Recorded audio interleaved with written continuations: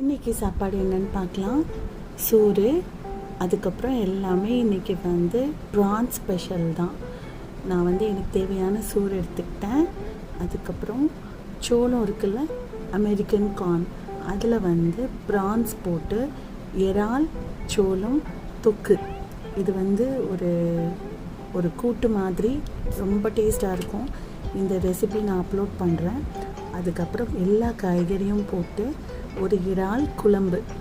இதில் உருளைக்கிழங்கு, கத்திரிக்காய், தக்காளி, முருங்கைக்காய் எல்லாம் போட்டு இறால் போட்டு தேங்காய் பால் சேர்த்து ஒரு இறால் குழம்பு. எனக்கு இந்த இறால் குழம்பு நல்லா புளிப்பாக காரசாரமாக சூப்பராக இருக்கும், எடுத்துக்கிட்டேன்.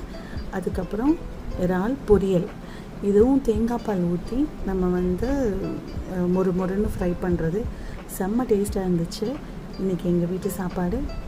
அதுக்கப்புறம் கிரேப்ஸ் ஜூஸ்.